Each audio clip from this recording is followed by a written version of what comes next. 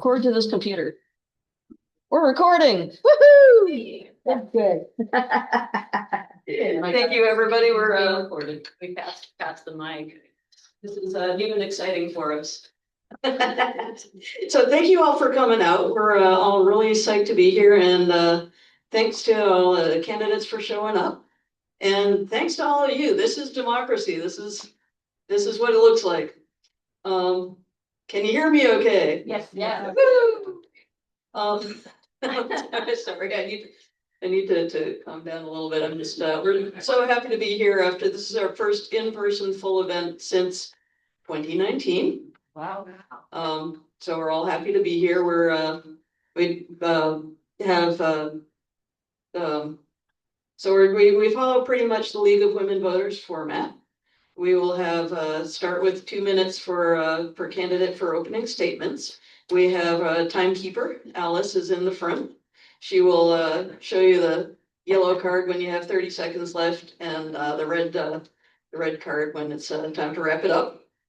And then after that, we will go into questions, and we'll have a minute and a half per question, and we will rotate the role of the first person to answer, so nobody is always first or always last.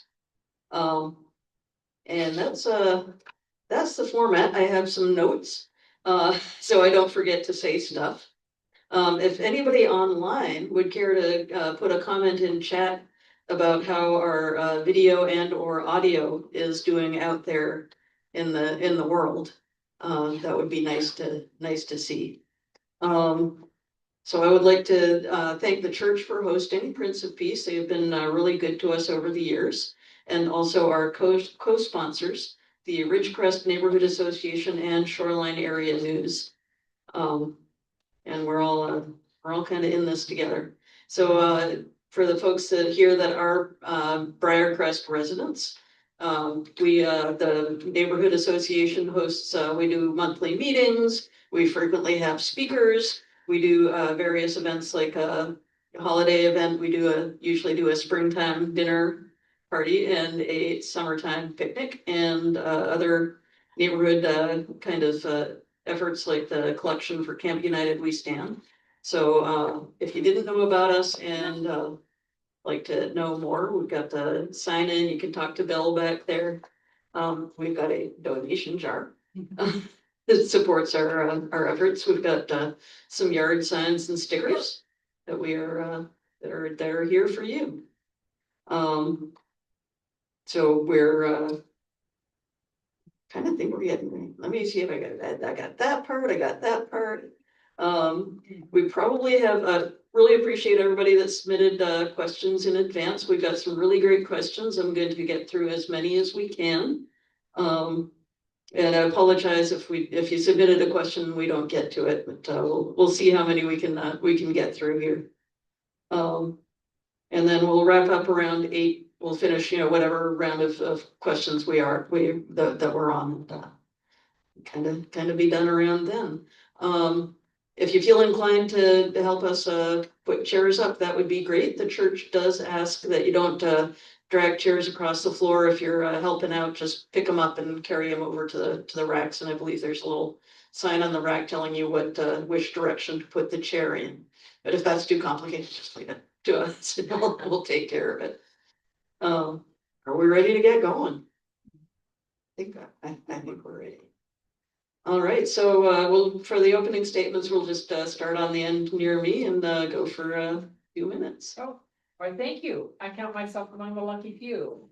Do you want us to do something with the mic? Oh yes, please. So please hand the mic around as you're speaking. I don't know if it's more convenient with a stand or without. We should have enough cable there. It looks like, can everybody hear me now? Yes. Yeah. Excellent. I'm Laura Mork. I'm running for re-election, and I would say that having the privilege of serving Shoreline and the people who live in Shoreline has really been one of the honors of my life, and I'm so happy to do this.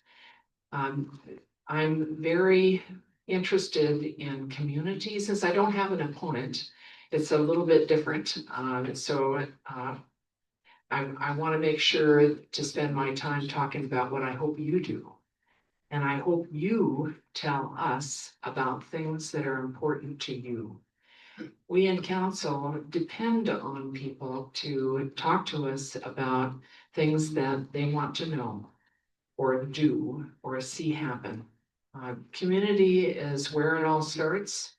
And when times get tough, it's community that holds us all up. And to me, this is really important, and I want to do everything I can to support it. I ran for office because I'm very concerned on the environment and in particular, and on community matters in general, affordable housing, and just being able to, all of us to afford to live here. And so that's what drove me to run the first time, and I'm still there. And at that, I'm going to pass it down to my colleague, Valerie. Thank you, Laura. I'm Valerie Snyder. I'm running for Shoreline City Council Position 1. John Ramsdell has decided not to run again, but I intend on carrying on his good work in behavioral health and in senior services and in providing green spaces in underserved communities. I live down the street, not a few blocks from the light rail, and which is very convenient. It's really neat to be able to walk a few blocks to the light rail and go up to Linwood or go downtown or even now to the east side. I raised my son here. He went to public school here in Shoreline, and goes to I'm going to say Ridgecrest to Shorecrest, which is where I was a legislative advocate this last year, and I was advocating for funding in our special eds programs and in safety for our students and faculty. I'm running here because there's two different types of campaigns being run. I think which is democracy, like Deputy Mayor Morg said, and I would like to think that that mine is based off of research and in reality, with true affordable housing, with maintaining our tree canopy, with urban development, and in growing small businesses, instead of national chains. I think small businesses are the backbone of our community, and that's where our priorities should be. Thank you. We have enough cable there to. Yeah. On the table. Wanna put it behind you, but no, it's really. I'll just do this all night.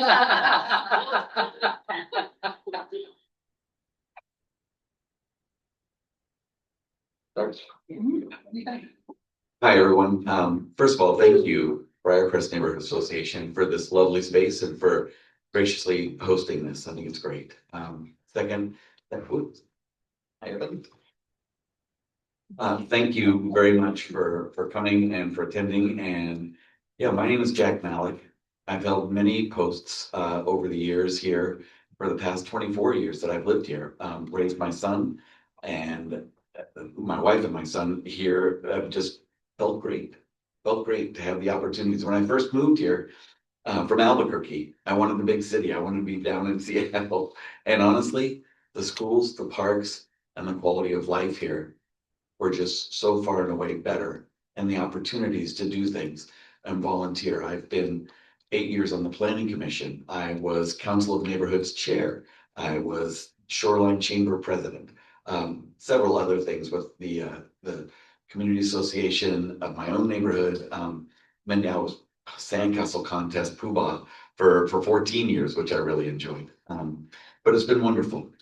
I really want to step up and do something for the community. I feel it's necessary at this point. We're at a point in our development where we really do need to kind of take notice of the things that aren't happening, quite honestly, and that do need to happen.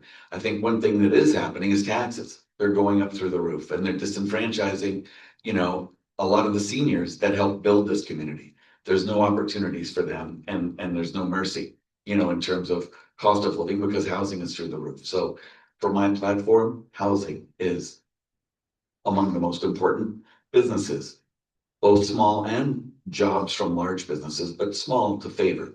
Also, I think schools, they're what founded us. You know, schools and parks are why we incorporated in 95. I think that they're slipping a bit, the schools in particular. There's things that we need to do with programs.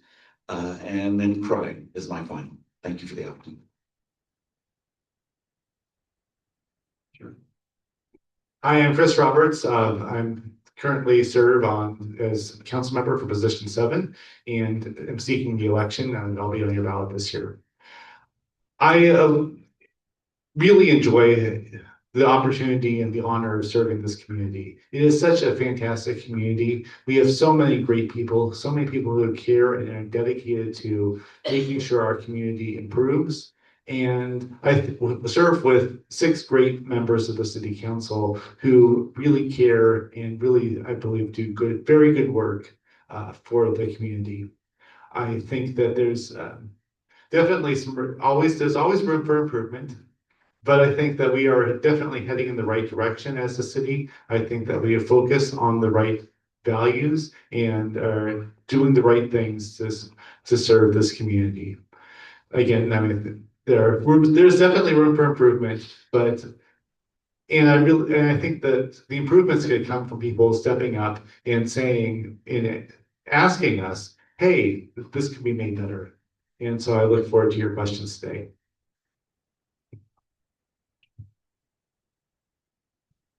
Welcome, Evan. Thank you very much. Good evening, everybody. My name is the late Evan Poby. My life here this evening is great. I don't know what W. Mayor Morgan and Valerie did say, but I'm sure they made great comments because I heard Jack speak and then our mayor. I love the city. As a matter of fact, I moved to Seattle, Shoreline, not Seattle. I moved to Shoreline because of love. I fell in love with a young lady who grew up in Shoreline. I was living in Portland, Oregon with my adopted dad. And he asked me, where are you moving to? I said, I'm moving to Shoreline. So I moved to Shoreline because of my wife 14 years ago.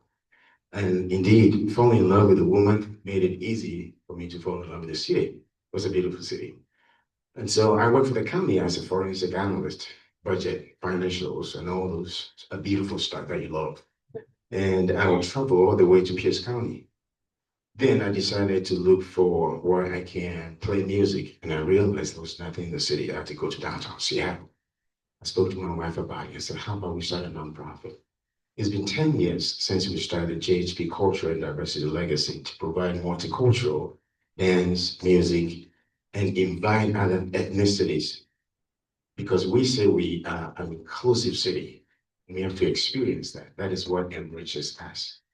What really got me to run for office simply because I have something to really give to our community. I love community building. I'm an enthusiast and a passionate individual for that. I always say that if we put in all the beautiful roads, all the wonderful infrastructure, and we don't have a community, then we have failed. So I look to all of us coming together to build a solid community, not just for us, but for our children's children. Enjoy the evening. Thank you.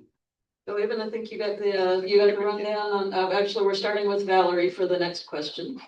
So 1 minute and a half per question, and just to the quick refresh, we're rotating the role of the person to answer the question first. So nobody's always first and always last. So Valerie will answer this question first, and then you'll answer the next question first. We'll just go around.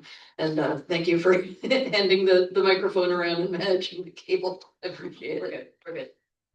All right. Deborah, do we have any feedback on audio or video in the chat there? We haven't, I'm gonna. nobody commented, but everyone's still here. So. All right. I'm gonna go with everything is okay.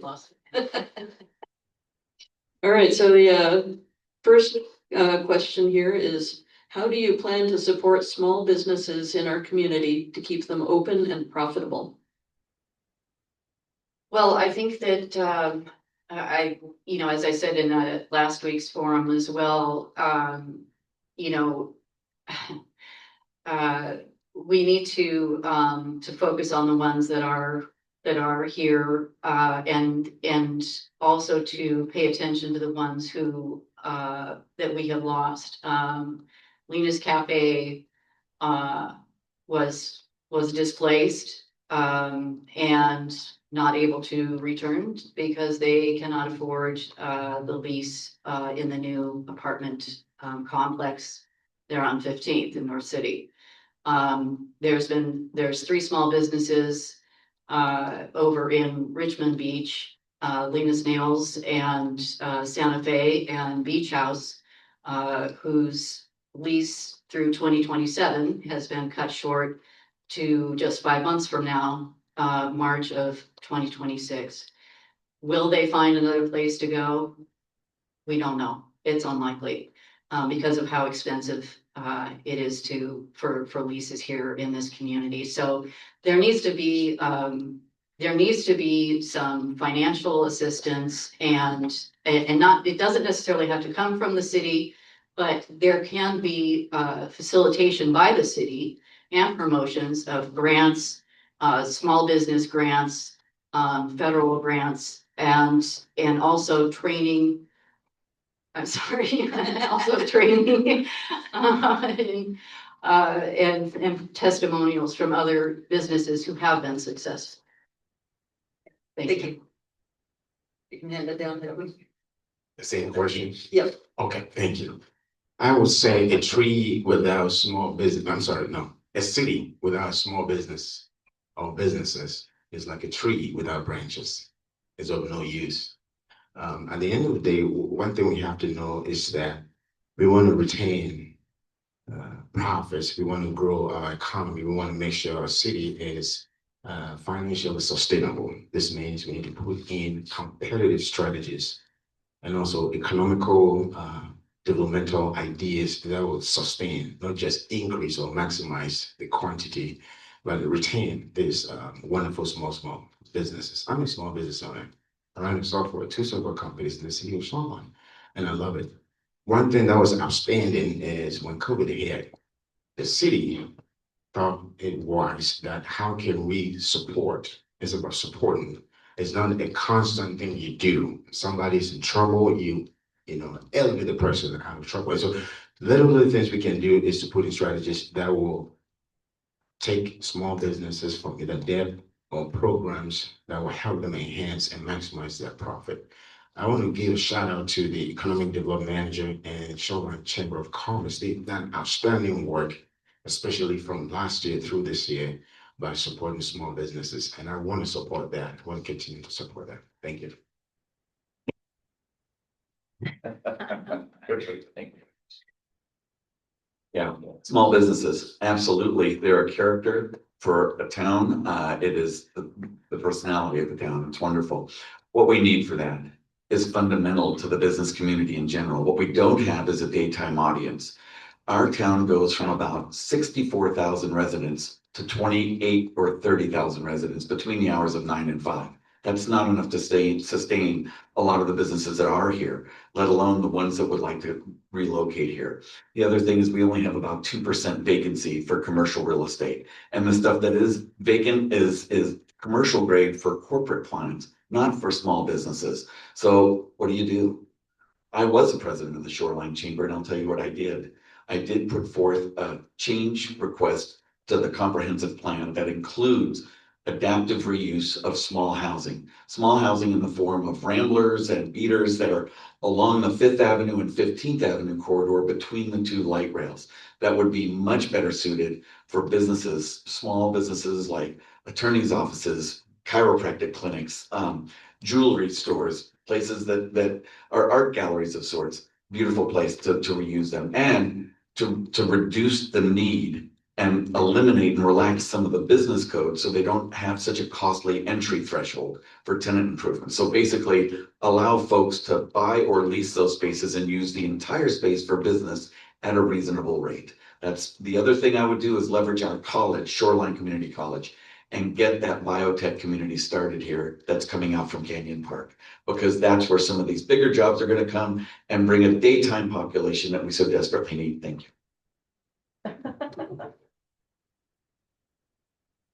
Thank you. So the last couple of years on the council, we have put money into helping our small businesses. We, since 2020, we've given money to the Shoreline Chamber of Commerce, to work on to give them capacity to work on their advocacy efforts, and outreach efforts. I think that's been very successful. We've all, and also really building the capacity of the chambers to help our businesses here in Shoreline. And then we also in our budget have supported the small business incubator at Shoreline Community College, which is a free program to any business in Shoreline, so people can go and get good advice from the experts in the field at Shoreline Community College. So these are two great programs that we're sponsoring. We have funded in our budget, and I don't think those funds are going away. So, because they're so successful and they're so popular. And then as a council, we also supported changes to our zoning code to allow businesses to operate all throughout the city, or nearly every parcel throughout the city, so that as people can start a business in a home. And I think that's good. It's important that people can walk to a coffee shop in their neighborhood, and I think that's something really important to build the community. Well, I might have you look up your characters. Thank you for that question. As you can tell, we are all very much in favor of small businesses. As the mayor mentioned, we support two groups, which we've heard many people come and tell us what a difference it has made for them. So I think that's really important. We also have talked in various ways on how to incentivize developers to make it easier to move a business in. We have required ground floor retail as an effort to make this more likely. As my colleague said, that the small businesses is part of the heart of community, and community is the most important thing for me.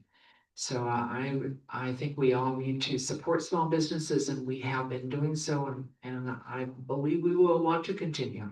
Thank you. And that down there. Excellent. So, next question, I believe the part of the answer is it's not that simple, but this is one of the questions that came in, and I believe it's on people's minds. Shoreline went above and beyond the zoning mandates for new high density. What are your thoughts on the zoning changes? Do you plan to make any modifications to the zoning? And if so, what would they be? Thank you very much. That's a tough question, as you said. But that's why we are here. I believe that changes are necessary. As we grow as a city, it becomes necessary for us to make the changes that really aligns with our policies. And there's no need to make significant changes that are irrelevant or doesn't support the way we are structured to grow as a city. Density, I believe in that. I strongly support or have supported most of it in the rezoning, in the sense that there are some neighborhoods that needed that to happen. And for that to happen, some loses, some gains. And so there were, I would say, conscious decisions that sat right with our consciences for us to make those decisions. And as we are growing as a city, and also the mandate from the state and the requirement, which I believe we've even at this moment either reached or almost there, we have taken cautious decisions that really supports our city, or that aligns with our master plans in terms of transportation, planning, and all the developmental ideas that we have as a city. So thank you. Yeah. Yep. My friend. So, housing. We have the same number of houses for sale today, 2025, as we did in 1995. We have the same volume available today in 2025 as we did 30 years ago. We have 70 million more people in this country since that time. Demand is through the roof. Supply couldn't be more starved than it is now. Prices have gone through the roof and have consumed people's budgets to the point where they're spread thin trying to decide education, healthcare, do I juggle it? What's my quality of living in terms of time off, vacations, all the rest? I think all of us are strapped for that. And I think right now more than ever, we need more housing. It's simple. I mean, it really is. It's not going to happen fast. People say, hey, they tore down that house, put up 8 townhomes, and each townhome is 800,000. You're right.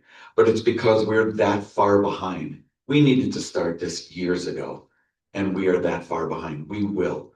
And I will tell you, homelessness is the product of not enough homes. I mean, yes, there's mental health. Yes, there's other issues with that. But I think you'll find those are far and away smaller of a problem as simply not having affordable housing for everybody who needs it. Simple and sweet.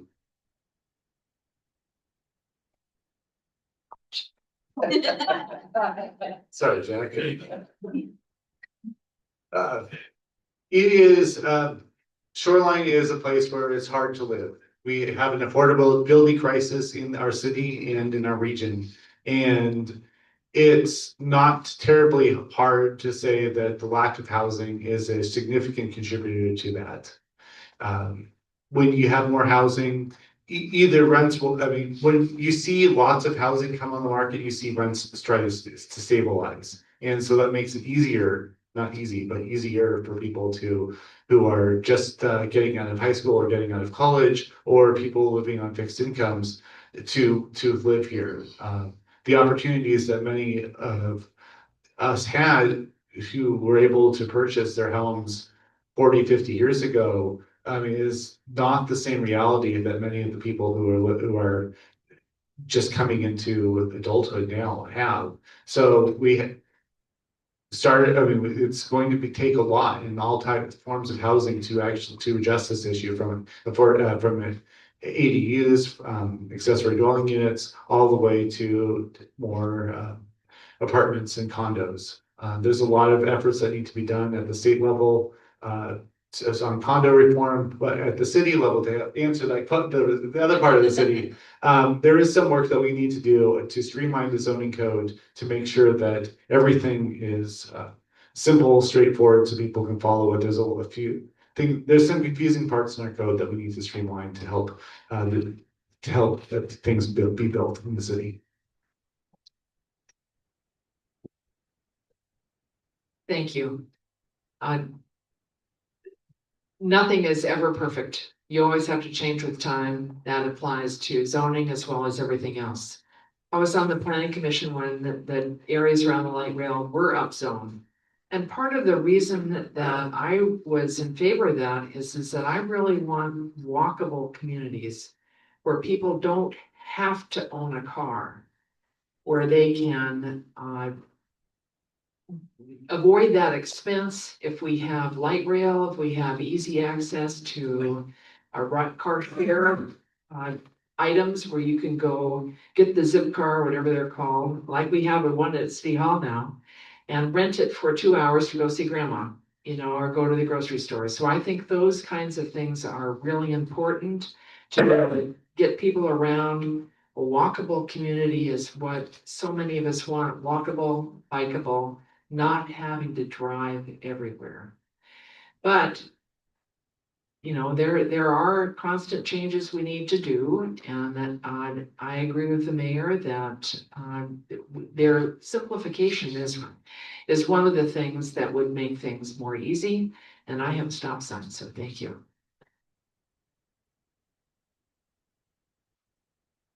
The Growth Management Act set target requirement for the city of Shoreline in terms of the number of new housing units as about 13,000 new units, starting back in 2019. And from 2019 until the present day, we've built just under 5,000 new units. We can afford to take a beat. and make sure that we're not getting so hyper-focused on the activity that we've lost sight of the objective, which is affordability. And especially as Laura said earlier about, up and down the light rail, the development zones are also over along Aurora, and in terms of being able to walk, especially along Aurora, is that the community is, there's a quality of life there. That you're not walking outside and looking across the street at a gas station. That there's trees, that you can walk your dog, that there's dog parks, within a walking distance.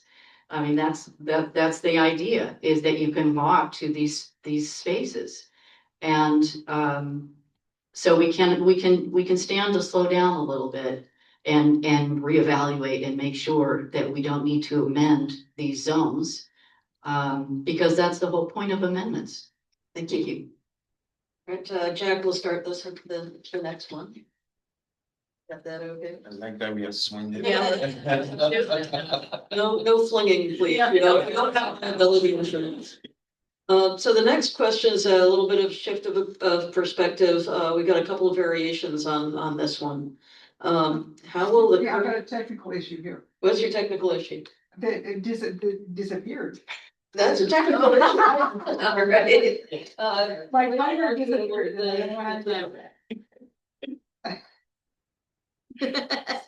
Sorry, We'll be right with you. All right. not my iPad. You're doing a great job. Awesome. Thank you, Alice. Thank you. All right, next question. How will the current federal political environment affect the city? That is a great question.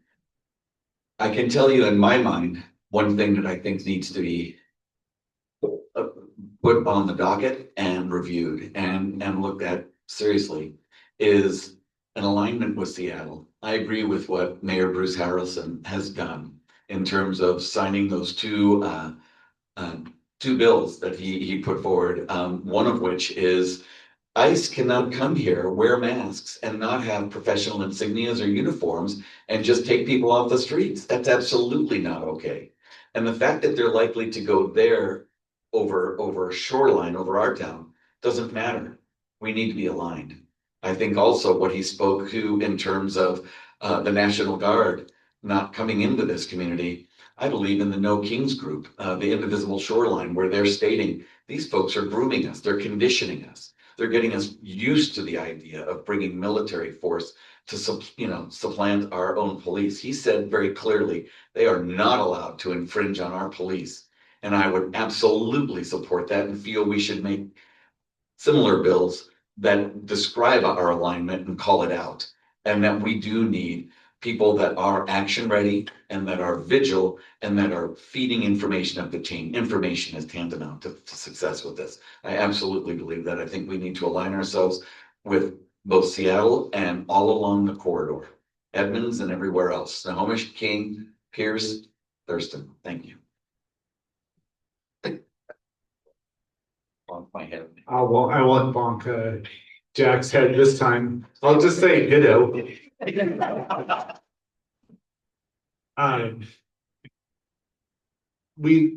The challenge we have right now is that we've already seen pauses of grants from the federal government. We had $1 million forestry grant that was paused by the administration. We had a FEMA grant that would rebuild 175th because it's in the liquefaction zone. And we're thinking about emergency management when the big one hits. Right outside Brooker's Bog, I mean, that one of our prime exits from the west side of the city to places not in shoreline are would be damaged. And so it'd make it very difficult for, even more difficult for emergency responders to get down to the west side of the city. So these are things that the administration is doing, which are very problematic and I know are against the community's values.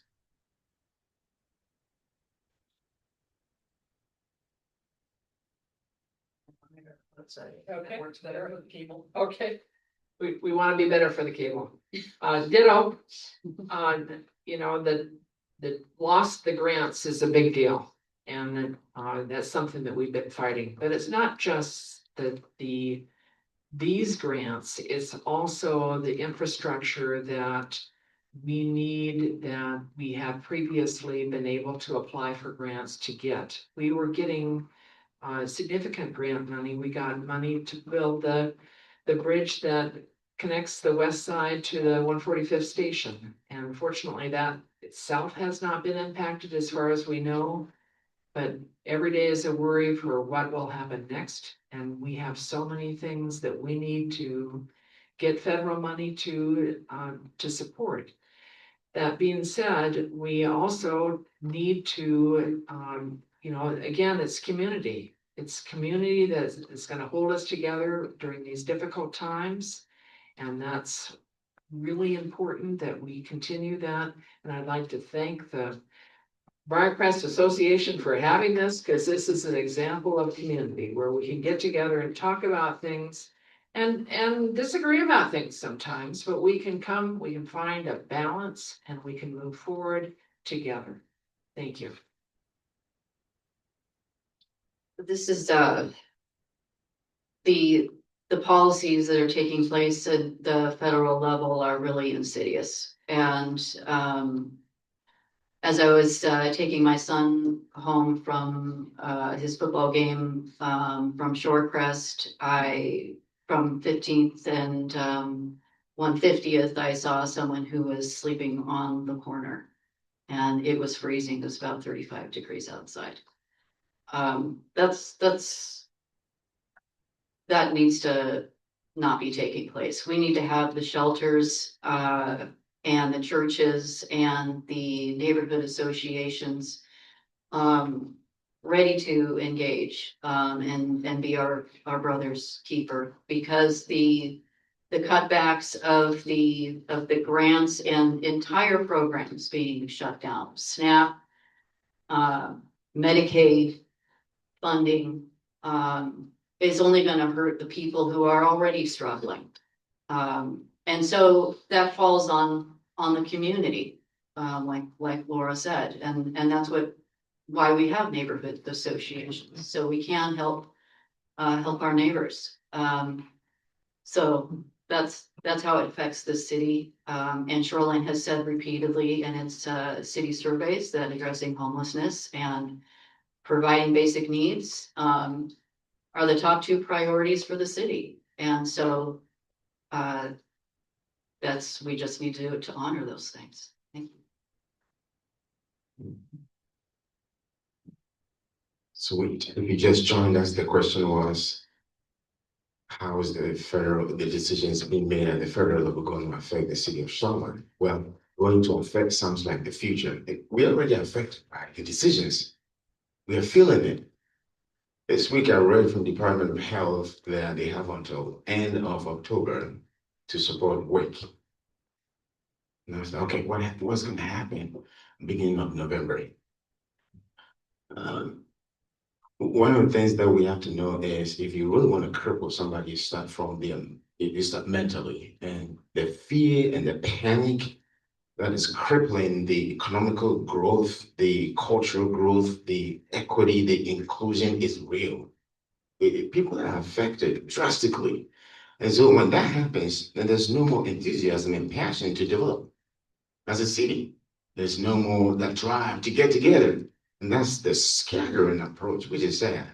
And if you look within and see a country that is supposed to be united and have that interest in supporting each other now being divided, it's a shame to look at it from outside, unfortunately. And it's a sad moment where you're driving outside and you're not sure whether you're coming back home or not. That shouldn't be a country. That shouldn't be a state. That shouldn't be a city that we should live in. And so it's quite unfortunate that we are living in this era. And I don't know what's going to happen in the next few years. But I hope that as a city, we will come together one more time and strategize to continue our street building and then bringing community members together and continue to develop housing for the people that we love. Thank you. Pass it down. I'm sorry, it froze. It just froze. So I had to estimate the last 12 seconds. Just act like you know what you're doing. Oh, there's the button. Oh, hey, it's rebooting. How about that? What? It's rebooting. It's rebooting. It's Oh, rebooting. great. I don't know why it's rebooting. Maybe, let me hand you my phone. Yeah.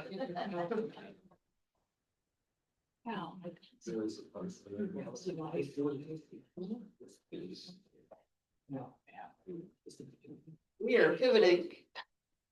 So, it's got the start and I bet if you hook the start, it'll do the stop. Yeah, okay, hopefully, And, yeah. I didn't reset the timeout, so just keep it active. Okay. Thank you all. So, next question, we're, gonna go from the national to the extremely local. The Fircrest Institution is having its mission expanded with a proposed new behavioral health center. And the two unused blocks of land contiguous have potential for more different uses. What do you think is the best use of that land?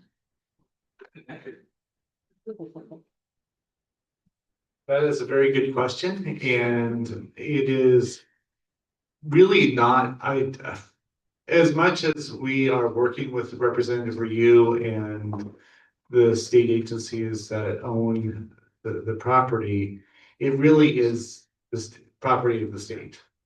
And they are making decisions of what is going to happen there. When we, certainly the state has been working in partnership with us, with the city. We have, as a city, we have changed some of our zoning to allow for the most flexible options for the state. But I think we'll see what actually comes about. It is a good place. I mean, there's a lot of need in this area. There's no community center in this area. The temporary dog park had to be relocated when the state said that they didn't want that anymore.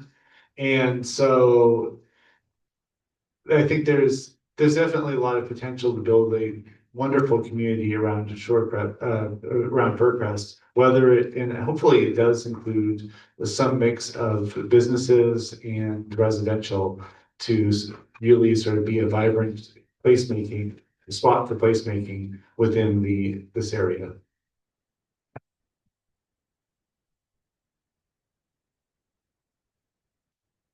Thank you. It is a really good question. But as the mayor said, we have very little that we can do to influence it.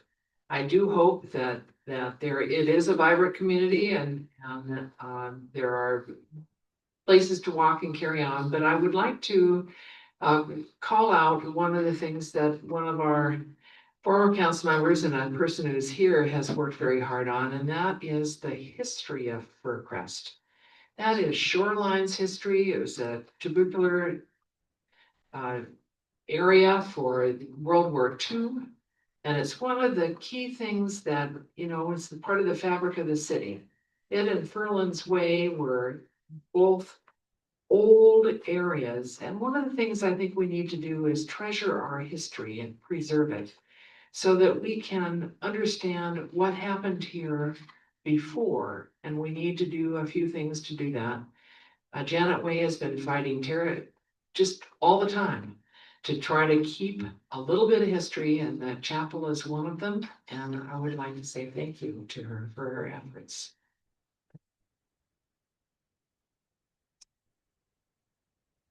So we said Fircrest, right? Yeah. Okay. Yeah. Lens. Did I say about Furlands and Fircrest are Right, related? right, Yeah, right. yeah. So a double check there. Yeah.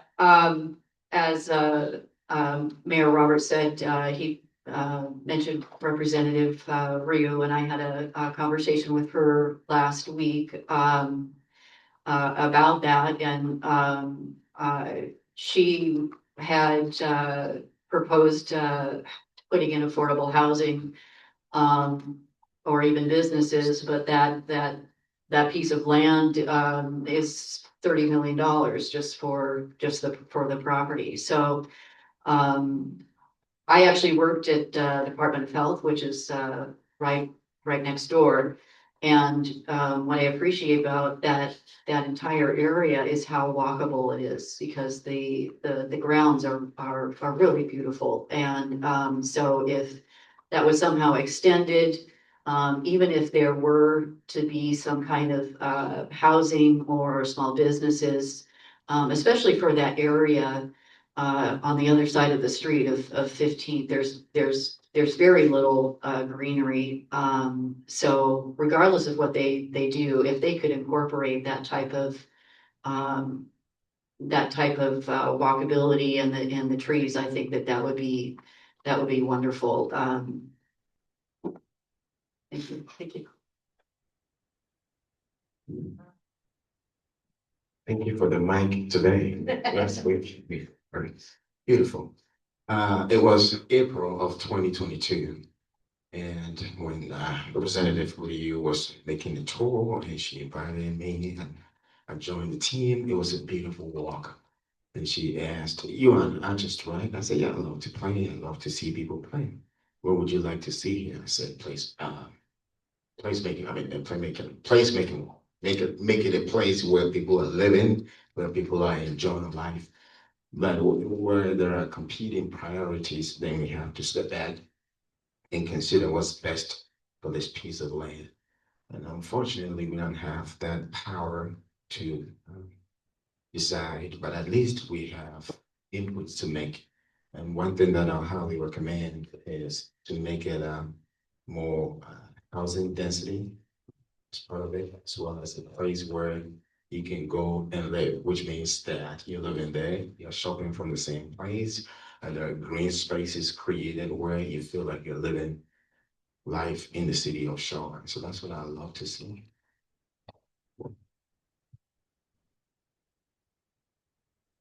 Birdcrest was always a mystery to me. I've always wondered, wow, it's a big spot on the map. It's green, it's beautiful. It's, what are they doing with it? And then I had the opportunity to actually show some of the properties there as a realtor and try to lease up some space for some folks. And then I learned more deeply what it was about. There's some pretty important missions there. I've also been there to the Hope Link to help put foods in bags and distribute. I've been there for the state laboratory. Many of you may not know, I used to be a physician's assistant specializing in, surgical pathology. And I ran group health anatomic division for 7 years. So I know a lot about that state lab, and I think it's a great institution. It's the largest lab in the state. I also know that UW Bothell Canyon Park is a biotech facility. They have 61 corporations over there and they are out of space. They are needing places to expand. I think this would be an ideal location because that available land that they are talking about is right there beside the state lab. I think it would be a place where they could train and share, the workers, the workforce, and it would also again be a place that we could include and incorporate our college. I think it's a wonderful opportunity over there. If I'm being totally honest, I'm sorely disappointed in Representative Ryu's performance on that land. I think it has stayed underutilized forever. I don't believe we need to close down everything that's there. I think we need to support it. But I think that there's 80 plus acres, as there is 80 adjacent acres in Hamlin Park. And it's time we redevelop and we make it something that helps us here in the city. Coming back. Well, there you go. Yep. Thank you. I'm right? Are you saying develop Hamlin Park?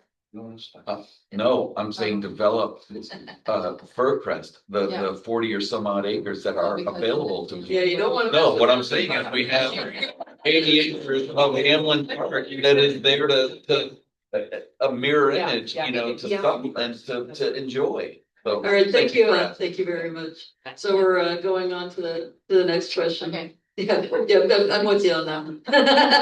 Don't mess with them. So starting with Laura again.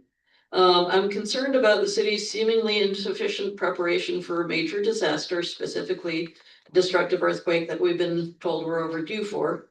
What do you see as the city council's role in earthquake preparedness and shoreline? Specifically, what about the thousands of people living in apartments that might become uninhabitable?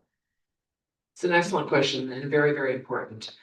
As the mayor was mentioning, the FEMA grant that we had obtained to fix our roads in the liquefaction zone was full. So we need to think about what can we do. What we have seen in the nation is that cities are having to take care of themselves. And it's really important for us to start thinking about how to do that. Earthquakes are something that happens here. We need to be doing the things that we are doing, which is having, at public events to, whether it's the farmer's market or other places, have information about preparing. But we also, we have an emergency preparedness person, and we have people who are very engaged in that. And we need to continue to hit that drum, or we need to be prepared for what kinds of things can happen here. We're in climate change, where all sorts of different things are happening. We have to be resilient, and the city council does have a role in doing that. And we are trying to, and we appreciate any ideas that you have to do it better. Thank you. Well, this is actually right in my wheelhouse because I work for 911 and for King County. And we actually just had a webinar by the incident response unit for King County because this is Emergency Preparedness Month. And I have my nice little handout, which is very convenient. I actually suggest that everyone gets this because it asks you questions that everyone should ask themselves. It's very basic in terms of who you call, how you reunite, what kinds of kits and communication you should have in the event of any kind of emergency. And the county actually does have an Office of Emergency Management. And everything is getting geared up because of soccer coming here next summer. And so we do need to prepare and 911 is coming at the ready. So the city does not need to reinvent the wheel. And I'm pleased to understand that there is someone who can liaise with those who specialize in this and are a part of this and setting best practices for this. Because that's a way to incorporate and to integrate things into the city of Shoreline and its residents. Thank you. Thank you. I had the privilege to work with a man that when 9/11 did hit, he was calling from the state of Washington. His name is Tim Lank. He was my direct boss when I worked for Pierce County Department of Emergency Management. I was just managing the numbers. And I questioned, are we going to spend $3 million just to prepare? What if it doesn't happen? And so you question the numbers, but you also have to look at the value that is given because we never know what's going to happen tomorrow. So I totally brought that when I joined the council. And last year, the gentleman who was in charge of emergency management for the city was going to just prepare a report, and he submitted to the city, and it was going to go on to the consent. And I said, this doesn't have to go on the consent. It has to come to council, present to us, ask questions. And one of the questions that came out was interoperability. If an emergency should hit right now, can we connect with Shoreline Community College? Can we connect with Sharpest, Fairfax, and even outside the county? Can we communicate for everybody to be safe? And yes, it's all in place. The second thing was about You mentioned the word, the incident command and where it's supposed to be. Fantastic. What are the rescue options we have in place? And I was happy to see that we have most of that in the document. Drills, the next things to put in place. We should keep testing those. And I believe that they are. Thank you. And one of my neighbors, actually two of my neighbors, John and Alan, are both part of the emergency system, and they are specifically involved in communications.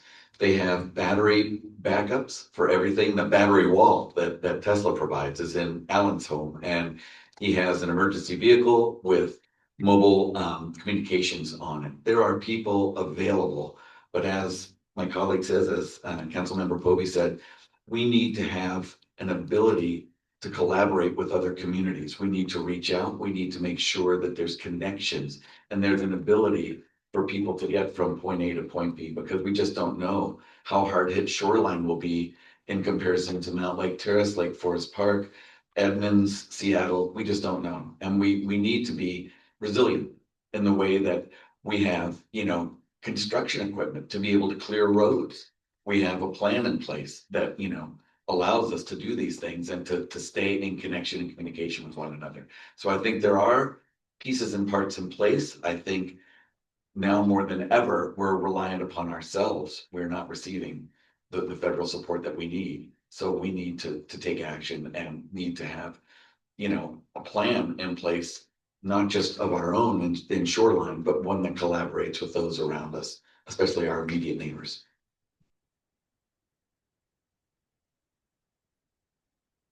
Thank you. So one of the things that I think Shoreline does really well, especially compared to some of our peers, is that on the first Tuesday in August, we have hundreds of, or at least over 100 National Night Out events.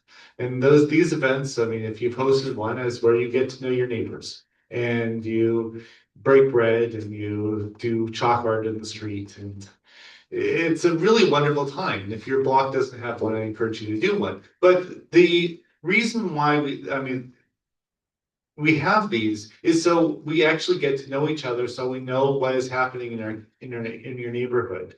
And the goal is, and the ideal is that you have someone on your block, you have multiple people on your block who know where all the water shut off, where all the gas shut offs are for everyone's house. So when something happens, we can just go in and just shut off all the water, shut off all the gas, and that will be very helpful to the community. And we need to do some investment in making sure that people who live in our apartments and condos have the same kind of neighborhood connections that many of our blocks in Shoreline have, so that if there are emergencies, that we can actually, they know how to sort of help themselves and make sure they know who the people are who are mobility impaired, so that they know how to get them to a stairwell.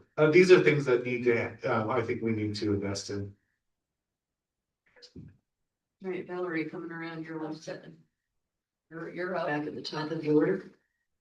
As we run through our time, I actually want to remind people that we do have question cards over there. If you feel inspired, we do have a little bit of time. If you got something you really want to get in there, get questions on the question card, and I'm gonna point at Deborah. Get your question cards to Deborah. We've got a few more minutes. So in the meantime, starting with Valerie, what will you do to keep Shoreline affordable for current residents?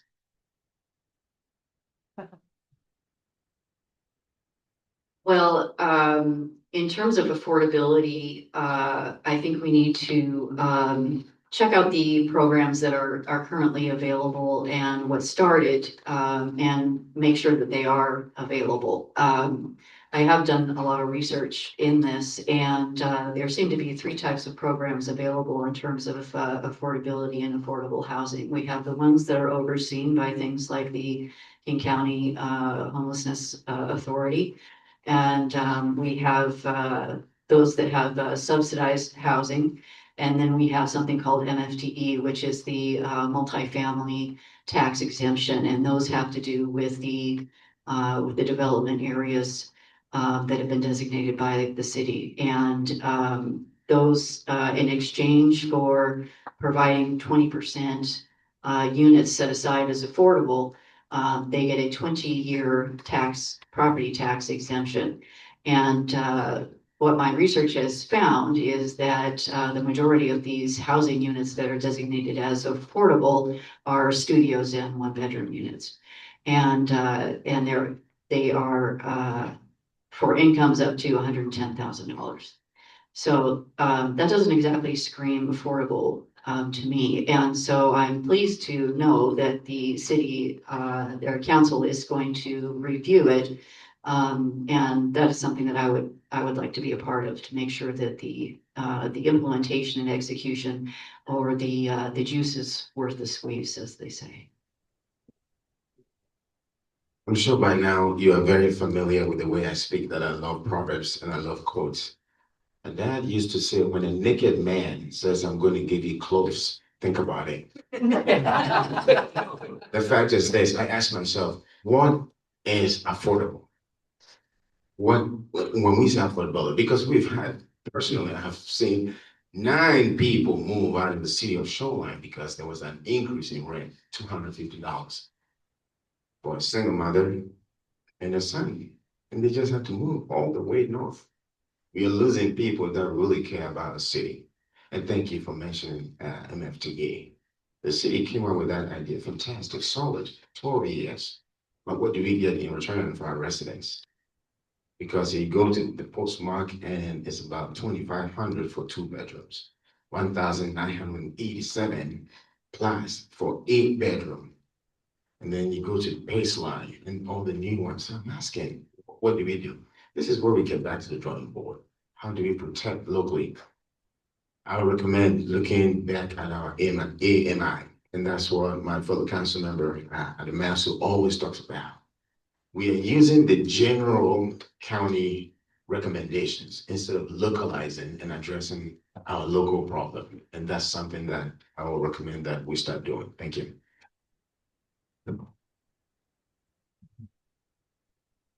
I agree. I do think that the area median for our area in particular is high. And, you know, the percentages that they have there don't accommodate a lot of folks who are making real living wages. And it needs to be addressed.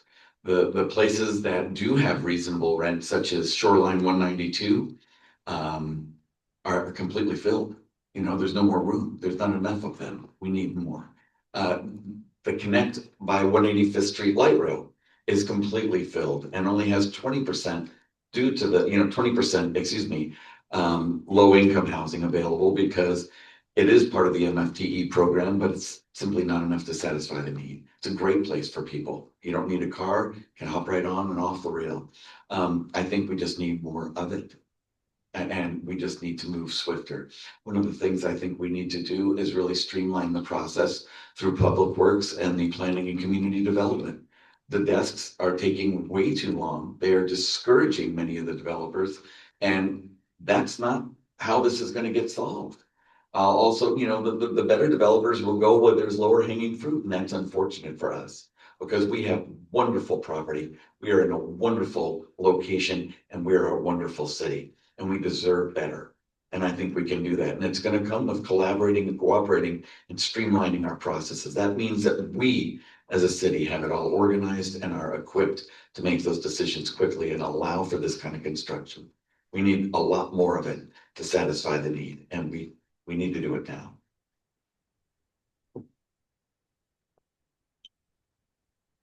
One of the things that I'm proud of that the council did a couple of years ago was increase the amount of funding that we give to HopeLink for rental assistance and utility assistance. And I think there are a lot of people, keeping people in their homes is much better for the community than if someone has to move. Because there's a cost to moving as well, which can be prohibitive.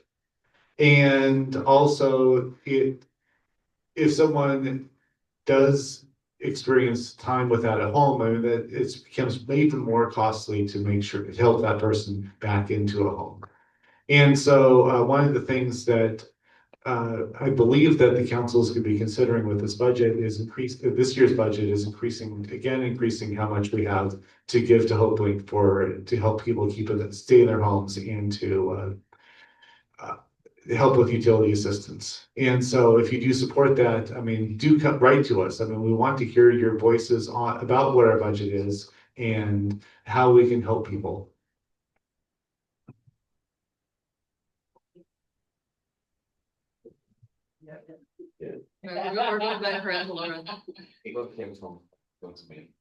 Yeah, I started. But I haven't talked yet. Oh. Oh, yeah, she's got it. Sorry. Yeah. I'm in here to speak. Thank you. I appreciate it. Affordable housing is a really big deal. There's a lot of talk about it, a lot of different ideas, and I don't mean to minimize that at all. But another part of it is utilities. Utilities is one of the number one thing that puts people into homelessness. They may be able to barely pay for their housing, but then the utilities come. And the utilities rates are going up, and they're going up too fast. I'm on 2 committees for King County, where our effort is to try to get that trajectory slowed down. That it is when you ask how much is, we know what burdened housing is, but when you ask what burdened utilities it is, there is no definition. Well, that's baloney. We all know that utilities are something you have to pay or there's big time problems, and we need to get the rates down. At the same time, we need to, to have the services and have reliable services. So, it's a balancing act like everything is. And I'd be not telling you the truth if the rates aren't going to go up. It's just we need to slow that trajectory rather than this. It needs to go more like this. So that's what I'm spending an awful lot of time trying to do. And one of the things that is on the schedule now is an affordability summit for different cities in King County to get together to understand what are these utility increases, gas, power, water, wastewater, garbage. What are those increases and how can we slow them down? Thank you. All right, so yeah. Yeah. All right, one of the in-person questions is definitely a Burger Crest thing. I don't know if you can see it. Trees. I tried to do that right. How to save existing trees. You're starting with the right man and the right question. Thank you. I mentioned last week, a community without trees is not a complete community because it doesn't provide livability, doesn't provide the needed environment and the type of oxygen, if I start to speak scientifically, that we even take in. It's very important.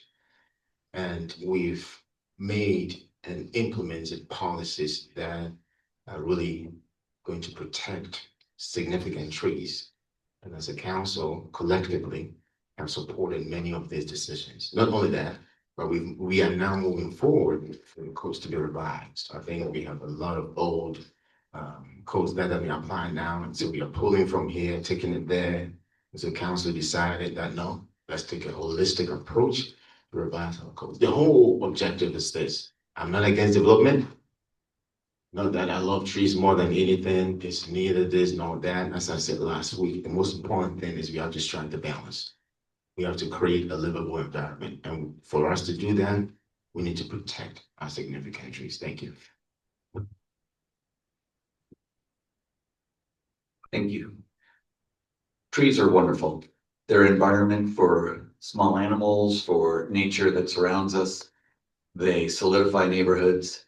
Urban forest is just, it's a thing of beauty if nothing else. They sell houses.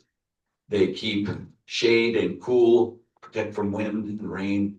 And again, they beautify a city, and there's no doubt. They're necessary. They're a necessary part of us. They're part of our personality. They're part of the moniker of Shoreline.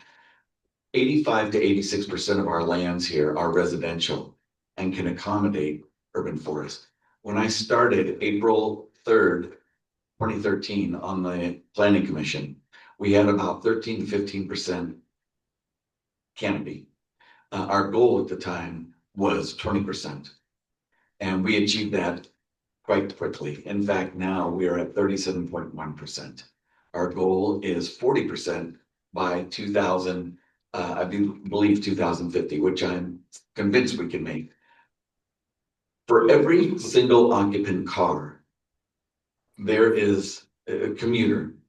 It takes the same amount as 15 trees. So 44% of all of our greenhouse gases come from these vehicles, these commuters. 44%. 15 trees for every one car.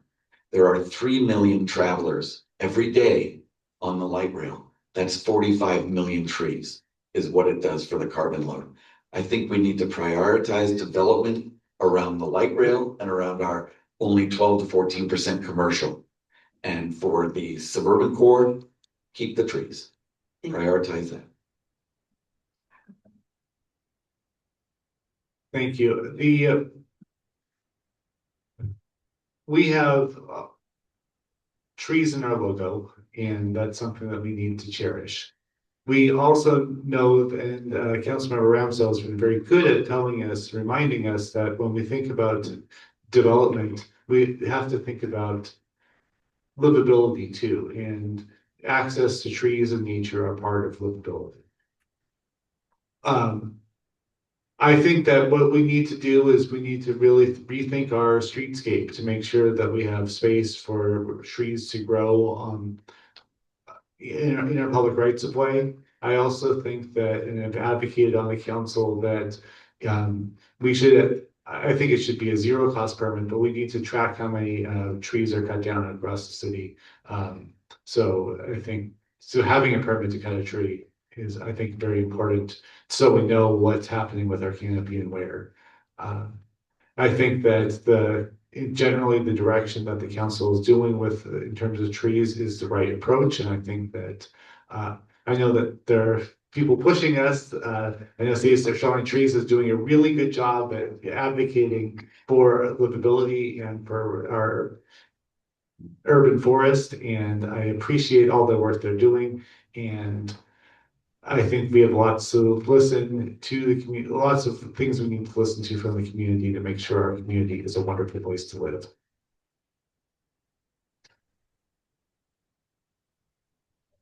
Thank you. I think that there is several elements that are really important, you know, where the heat island is a real big deal. And what that means is that if there's no shade, if there's no trees, there's no shade, it's warmer there. And it's more unpleasant to walk there. And if you live near there and you don't have air conditioning, it's hotter. And that's an important thing for us to remember. One of the things that Shoreline has is we have the Soak It Up program where free trees are given to our community, and I think that's really important, and I would like to increase the amount of funding that goes into that so that people can get a free tree to plant in their yard should they so choose. Another area where I think it's really important that we think about things is that when you are saying, when you're making a decision, should I make the sidewalk permeable or not? Should I make the sidewalk 8 feet wide or 5 feet wide? If you put no value on the tree you're going to take down, if that is free either way, that the calculation is not accurate. That tree there needs to be a value on that tree. That value needs to be able to replace that tree and to give honor to the giant trees that sometimes are involved. Thank you. The New York Times actually just wrote an article about how critical trees are, and the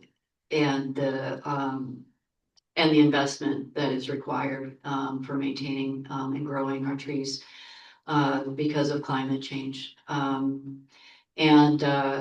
have to disagree with my opponent here when it comes to the number of trees, because based off of the city's own data, we only grew from 30 to 37 over a 30-year period from the 90s up until 2000 and 21, which is the last data point aerial that we had. And since 2019, we have cut down about 5,000 trees. So I would venture a guess that it's not even 37% anymore. And instead of increasing the tree canopy, which is the goal of our comprehensive plan, now that goal has an even larger gap because we've lost our trees. So when it comes to keeping our trees, we have to stop cutting down our trees. And like our council member even said, there can be a balance. It's not an either or decision. And in terms of where shoreline rests in the county, of the 11 cities within King County, shoreline ranks number 9 in terms of its tree canopy. So we can do better. Thank you. Thank you. Thank you, everybody. We're a little bit past 8, and I'm looking at some more great questions that we did not have time for. So I apologize if you wrote in and we didn't get to it. I wish we could have gotten all of these. I am looking at one that looks like a perfect wrap up. So if you can stand it, maybe a quick round. One you can think you can manage a 1 minute response on basically what's a closing statement. So the question here is, what are your qualifications for the job and why do you personally want the position? And starting with Jack. Thank you very much for that. I would love to have the position of city council. As I mentioned, I've spent 8 years on the planning commission. I've done just about every volunteer community position that you can hold as a post here in the city. I've been fortunate to have every one of them. I was treasurer of my community association, my local neighborhood community association. I was chair of the Council of Neighborhoods. I've been on the Shoreline Planning, Shoreline College Foundation, Rotary Club. I'm still an active member of many of these organizations, Shore Lake Arts especially. I love this community. I understand it at a fundamental level. I understand all of our social organizations and wish to support them to further our community. And I know that I do a great job. And thank you for the opportunity. So I live in the I currently live in the Ballinger neighborhood here in Shoreline, and I'm honored to be serving as on the council on your behalf. I also serve as a board member of the National League of Cities. I serve as the chair of the Public Issues Committee with the Sound Cities Association, which is the 38 cities outside of Seattle, which gives advice to and direction to the King County Council. I also serve on the executive board of the Puget Sound Regional Council. And and then I'm also a dad. I'm a soccer referee. I'm a teacher. And I think most of you who know me know how active and just how much I love this community. Thank you.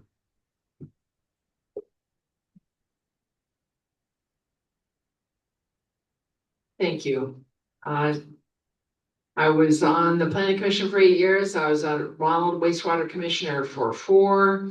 I've been on council on 4. I'm a member of the Regional Water Quality Committee that's part of the Sound Cities Association, as well as the Solid Waste Advisory Committee. And really important to me is the K4C, which is King County Climate Collaboration Committee, as we work for what we can do to improve the environment. I'm an engineer by training. My kids grew up here. My family lives here. I love Shoreline. And I want to serve you. Thank you. Well, I admit that compared to everyone at this table, I'm the Bob Dylan of a complete unknown as I entered this race here. But I was approached. I was actually asked to run because of my passion about Shoreline. And I've hosted 5 different international students for a year at a time, and each one of them went to Shorecrest High School.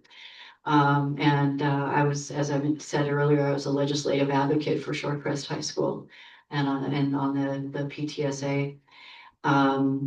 Because I feel strongly about fully funding our schools and making our kids safe. I worked for King County. That was an active decision. I actually came from big tech and in manufacturing and supply chain. But I decided that I wanted to be a public servant and serve my community in better ways than the for-profits. So on that, I ask for your vote. Thank you. I'll go over to Edwin. Guess read it up fast. All right, thank you. This is an opportunity for me to bring out one of my favorite quotes. People don't care how much you know. People want to know how much you care. And this job is all about the passion that you have for our community, our society, which is our city of Shoreline. And if you're getting paid about 30 cents per day to do this job, you have to love it. And so that love cannot be compared to any master's degree, any whatever degree. And so when I started, I was one of 14 individuals that were selected from the city to start what we call city-wise projects. We were the first, we were the pioneers that started that. And I was so much interested in knowing how is the city being run? Is it efficient with a financial way, economical way, planning, development, and everything? And then in 2019, Governor Inslee appointed me to serve on the Shoreline community called Shoreline College, now Shoreline College Board of Trustee. I did that for 5 years. I served on King County for Culture, that's the arts funding organization, for 6 years. And the non-law enforcement investigative community member, still serving on that for King County. If there should be a shooting anywhere, look into it, all that, still serving on that, and still on the council. And I have 4 daughters. Position number 5 doesn't mean I'm going to have 5 children, but position number 5, when it comes to you, I'm over time. I was late, so give me 30 seconds. When you get your ballot, I'm on number 5. There's no name except Eben Bobby. Still vote because I still want to know whether you want me to continue to serve you. Until you vote, I will know. So vote. Thank you. Thank you all. I'd like to. Thank you tonight. We feel well deserved. And please thank you all for coming out tonight. And Sarah, thank you for doing it.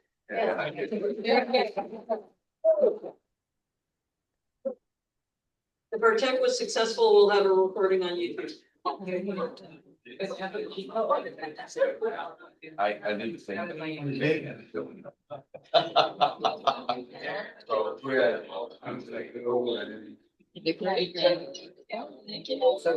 Oh, no.